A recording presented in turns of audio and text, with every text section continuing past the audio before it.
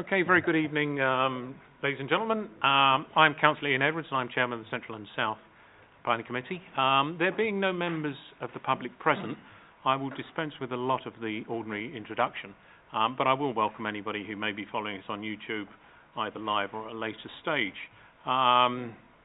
Who we are clearly displayed on the name plates for those that are following on YouTube. So let's dive straight into the agenda. Colleagues, mobile phones, just please make sure they're all turned off. Other than that, let's go with apologies for absence, please. No apologies, Chairman. Declarations of interest, matters coming before the committee this evening. Are there any? Councillor Dillon?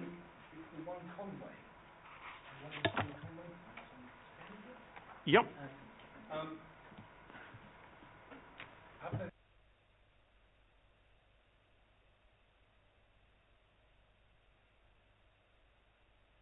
Sorry, I haven't any direct involvement with this particular application, but there have been some enforcement issues,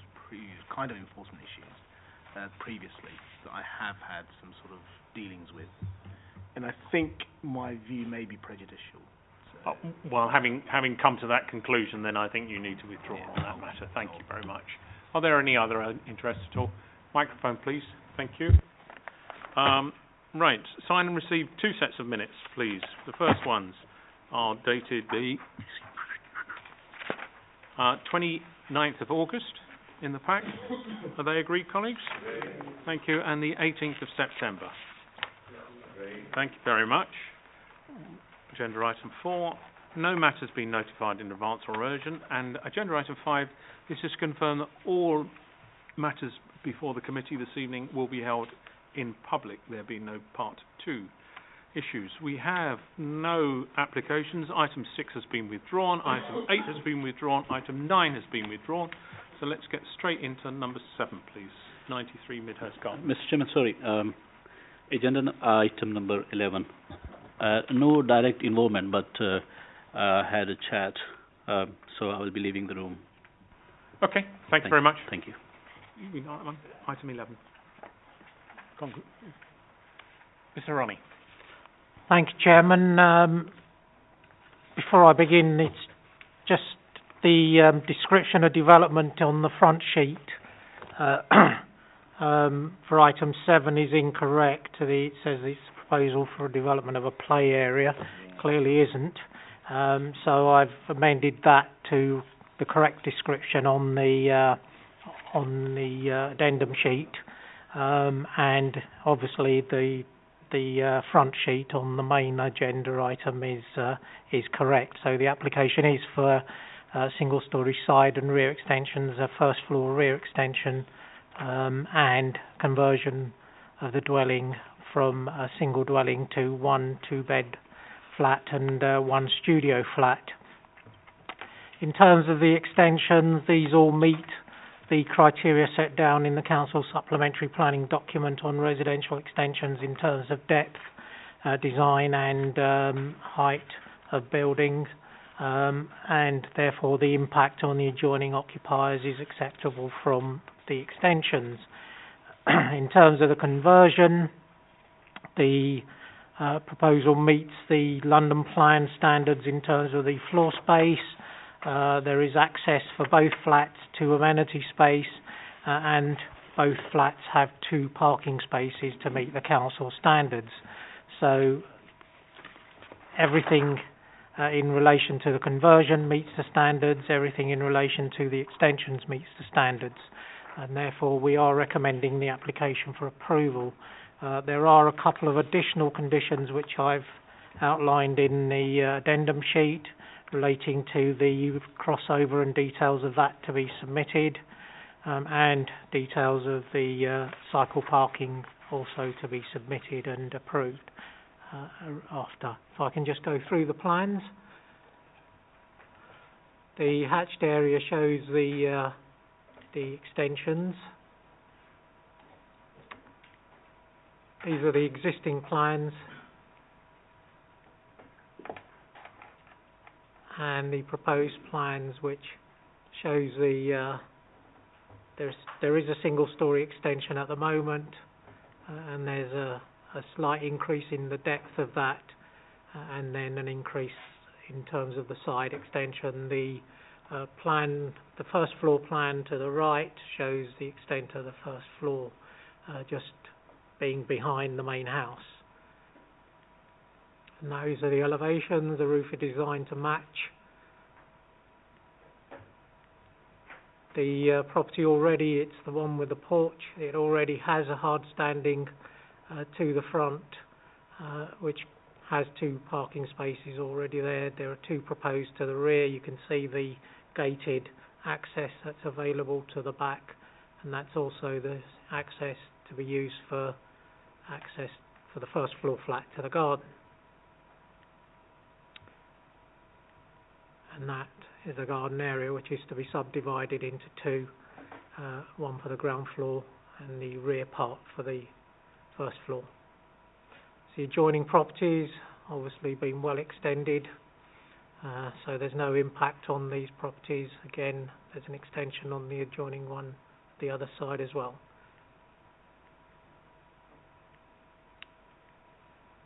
So the application is recommended for approval. Thank you, Chairman. Thank you, Mr. Riley. Colleagues, to comment? Councillor Yarrow?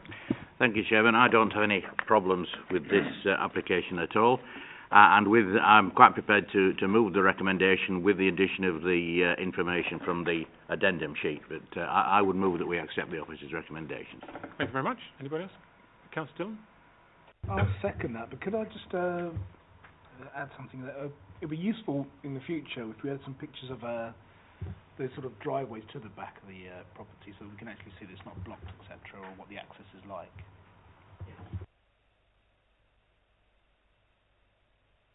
Can I ask, it says parking for the first floor flat on the rear parking space next to that amenity, and there are 2 at the front. Are they both for the ground floor flat? It doesn't actually mark that on the plans. I mean, one would hope that they would be, because you wouldn't want people in the upstairs flat coming back and parking, you know, a short distance away from your front window.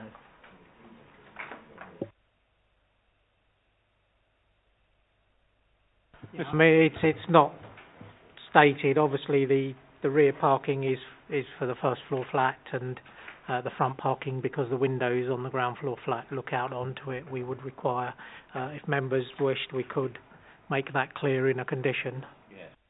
I would prefer that, because otherwise I think, particularly as it says, the person in the first floor flat has got to go through a gated access, which may discourage people. They might say, well, this is for all of us, and it can cause neighbour problems, can't it? I think that's a very eminent, sensible way forward, and I don't think it's a particularly complex condition to add, so I suggest that we delegate that to officers to deal with. Okay, so it's been proposed and seconded. Show of hands, please, on this one. Unanimously agreed. Thank you very much. Okay, we're now going to number 10. I think Councillor Dillon's going to excuse himself on this one. 1 and 3 Conway Drive, Hayes. Thank you, Chairman. This is an application, a joint application between 2 properties for first floor side extension to number 1 and the first floor rear extension, or side and rear extension to number 1 and the first floor rear extension to number 3. Number 3 has been granted permission previously for a side and part rear extension, and this is to infill the space in between. The extensions would be substantial because they would go round both the sides of the properties and across the whole of the rear. The H-dash does say that extension should be subordinate to the main property. In terms of these extensions, officers don't consider them to be subordinate, and also because of their overall width and so on, the roof design that you get is such that it doesn't really go with the design of the original properties, as you can see from those plans. So for the size and scale of the development and also its design, we are recommending refusal. Thank you, Chairman. Finished going through the plans and photographs. These are works that are being carried out which have been approved. I believe they've been stopped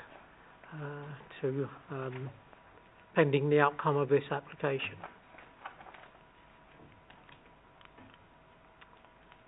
Thank you, Chairman.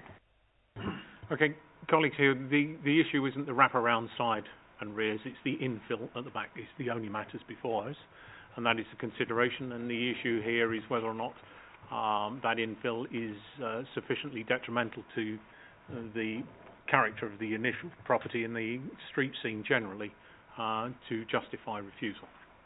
And I put that before the committee to consider that issue.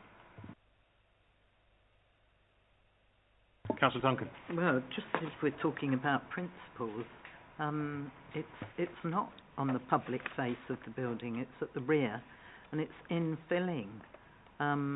I really don't see the harm and the damage that's going to cause anybody, being absolutely frank. Thank you.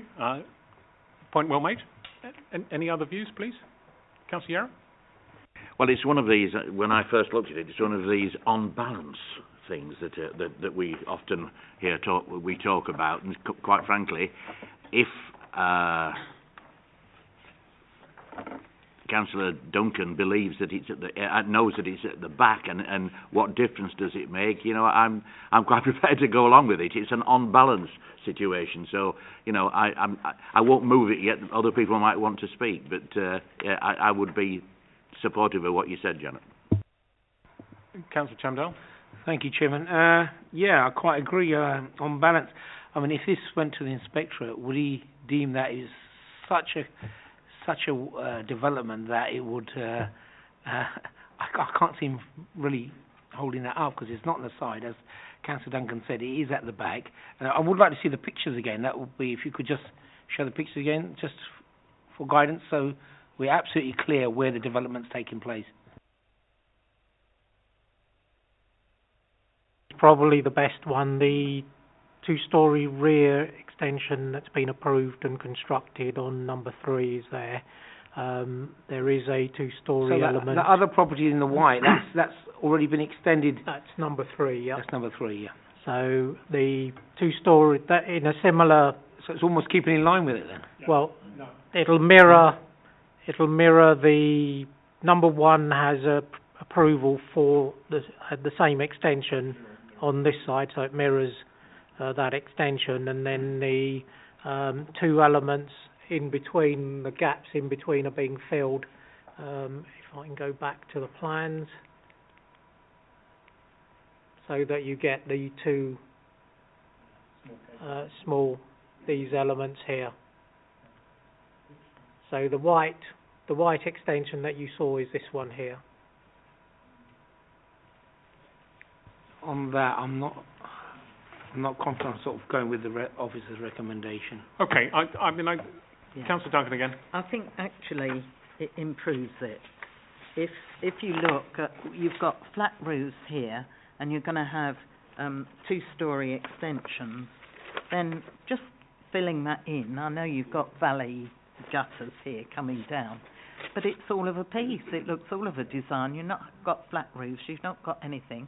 I think it actually tidies it up, and certainly much better elevations than those at the present time. I mean, that finish is not attractive, so to have a white render all round, I think actually would improve the whole area. I'm not hearing anything from anybody that wishes to be upholding the officer's recommendation, so let's bring in the head of planning here about overturning the recommendation. Well, Councillor Yarrow said it was on balance, and I wouldn't disagree with that at all. The reason officers had concerns was to do with the very complicated roof form that we thought would be out of character, but Councillor Duncan's quite right in terms of we need to look at the context of the existing street scene as well before we start talking about out of character. What I was just talking to Meg about is whether over times when there's been house building, sometimes houses have been built with materials or through designs that were never intended to last a long time. So I was just asking Meg whether the applicant on the nearer property had raised any issues as to why they wish to extend, to do with problems with the kind of materials used on the existing house. And apparently they haven't raised any issues, but that's just why I was whispering to Meg about. But yes, it's an on balance one. So, but I could assist members argue an approval or a refusal on this particular case.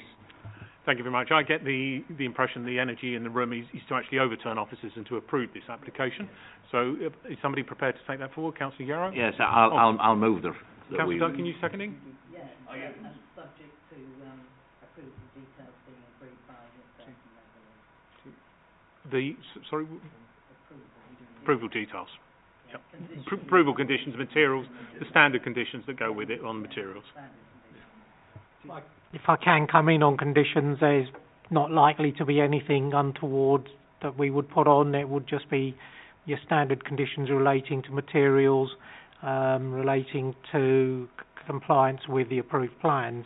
There's not likely to be any other conditions that we can think of, so I'm not sure whether you want us to bring them back to, or not bring them back. The other thing is, we normally, when you've got extensions coming out to the rear, we're careful that the side elevations don't have new windows that then overlook neighbours. So we would control window openings where they're not being shown, if that makes sense. So we're happy that all the windows on the rear, but we wouldn't want windows being added on the side elevations at first floor, is what I'm saying. Yep, fine. Yep, I take that because this agreement will supersede the previous side extension approval and agreement. Okay. Yeah. Would the Labour lead be comfortable with this just being delegated directly to officers, being straightforward? Yes, I would. Thank you very much. Okay, so that was proposed by Councillor Yarrow, seconded by Councillor Duncan? Yes. Thank you. Show of hands, please, on this one. That one's overturned and the application is agreed. If we could recall, please, in Councillor Dillon, and we're now going to number 11. So when you go out, thank you, Sheree, you for pushing back in. And Meg, we're turning to number 11 when Councillor Dillon is back in with us.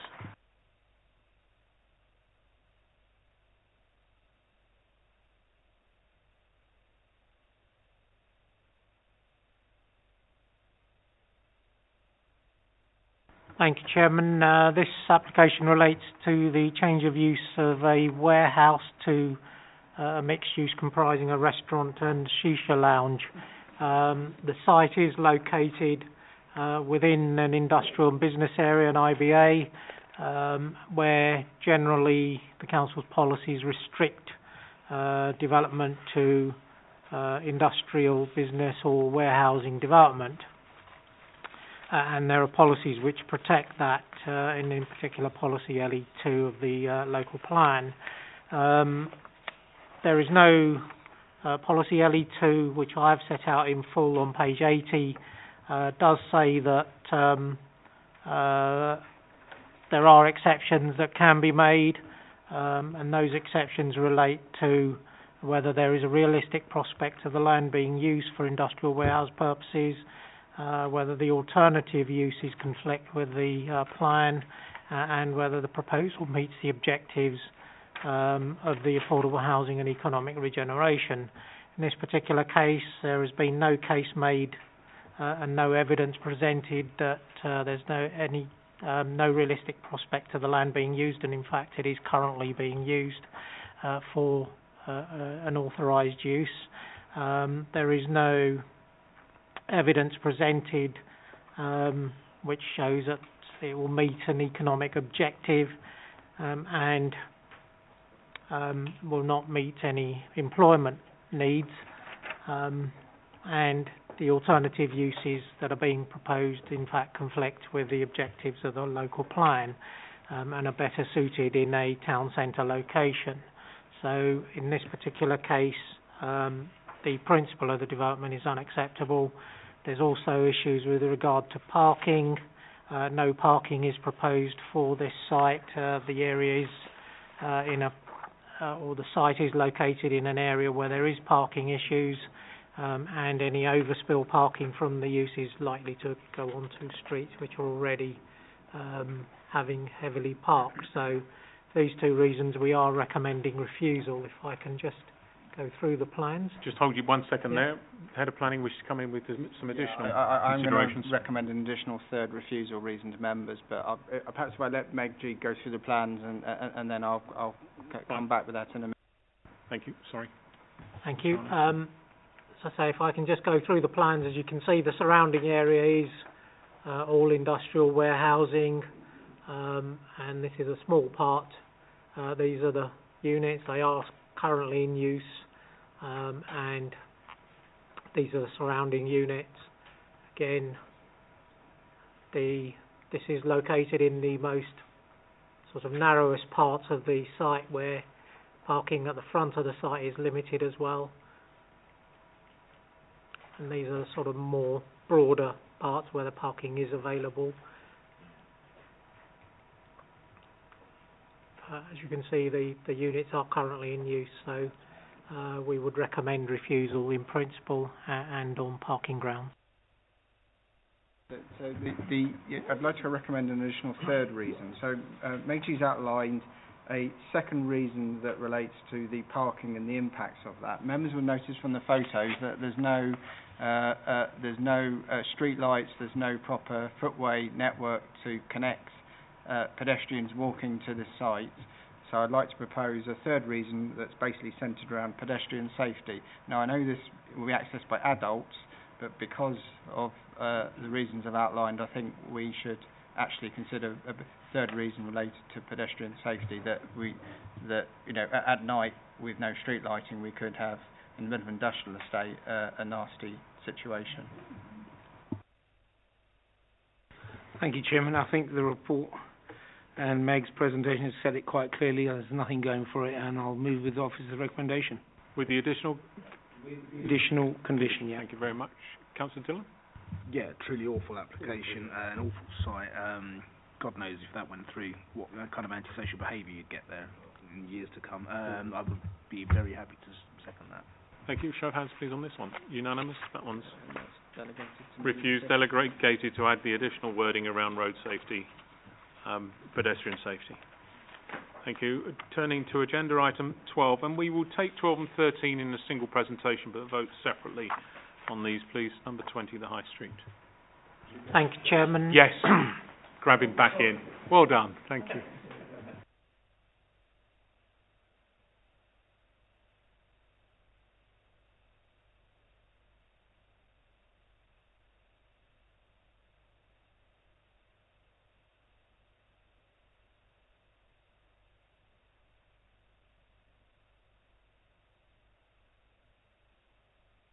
Thank you, Chairman.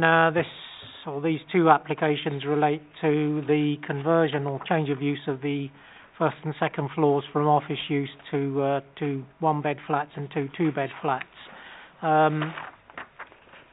We've had a number of reports relating to this, including a marketing report which shows that they have tried to market this for its authorised office use, and there have not been many takers, particularly given its location within the Uxbridge town centre, where there are office uses which are better suited available.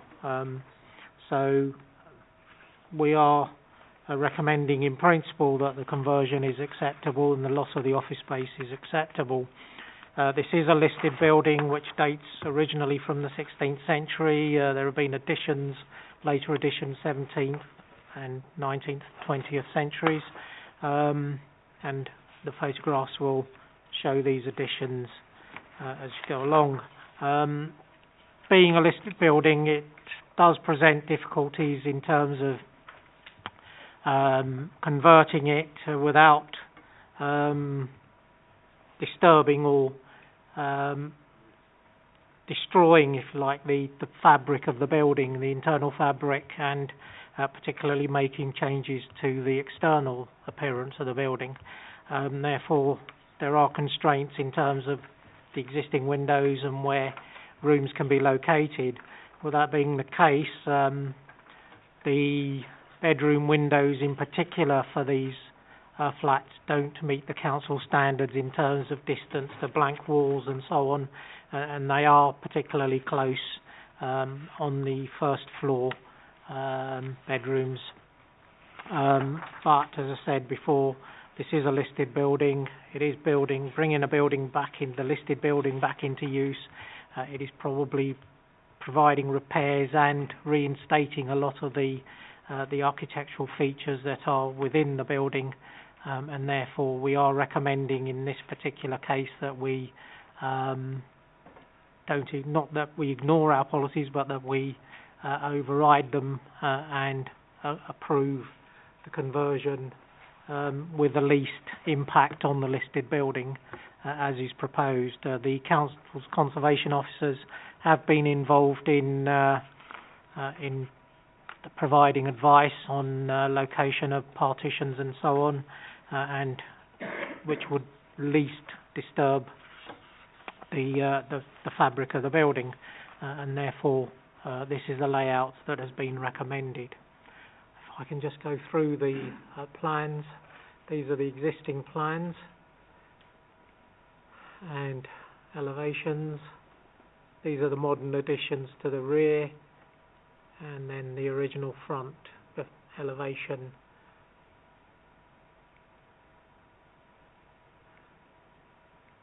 And these are the proposed floor plans on the ground floor and A3 use. And then the upper floors, the bedrooms that I was particularly referring to are this one here and this one here. As you can see, the distance between the window and the wall is not particularly great. Officers have been inside the building, and surprisingly there is quite a reasonable amount of light within most of these spaces.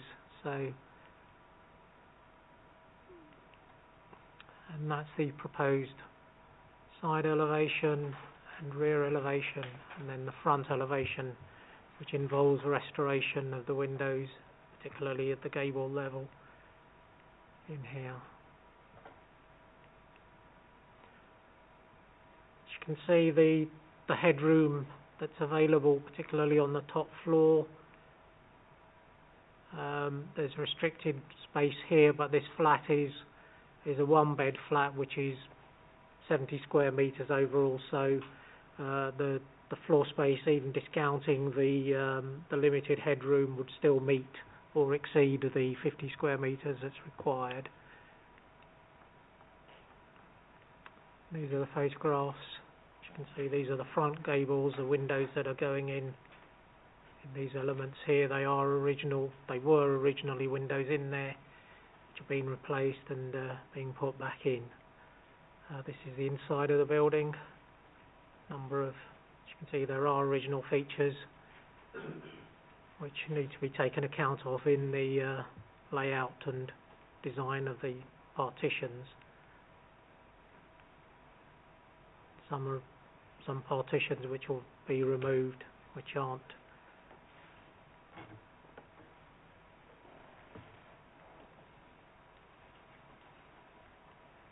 This is the back of the building, later addition, 20th century. And then the original building is this element here. The windows that I was referring to are these ones in particular. They do have that distance only, so. And it gets better as you go towards the back, obviously, the wider. Thank you, Chairman. For that reason, we are recommending approval. First of all, I'd like to bring in Head of Planning with regards to tidying up of the Section 106 agreement, and then I'll ask a question directly, if I may. Sorry, apologies, I just needed a quick bit of tidying up. So Section 106 recommendation, obviously it should be A, B, C, D, but there's a serious point here as well that I wish to have delegated authority to do our standard wording for parking permits, which certainly doesn't seek to exclude blue badge holders. So members of the Majors Committee will be aware that we do have a standard wording. I can see straight away that's not the standard wording, so I don't have it in front of me, but if you could delegate to me to use our standard wording that doesn't exclude blue badge holders, I'd be grateful. Thank you, Chairman. Thank you very much. My question, Mr. Harani, if we could go back to the cross-section view, because you referred to the right-hand side being the one bred and flat, whereas from my reading of the plan, it's in fact the left-hand side. Yeah, sorry. And in fact, that's a slightly different plan to what I have before me. Okay. And notwithstanding that they are gabled roofs, because that gives the impression that head height exists throughout the whole of the back of the property, but where in reality they're in fact gabled.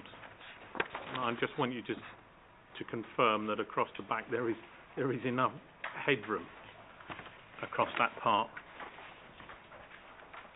Because if you were to discount the bit from the centre of that table,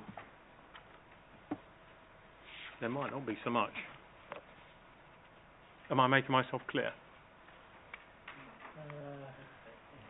Yeah, that's in fact the existing. There is a proposed one that has characters drawn on it, as per the bit below.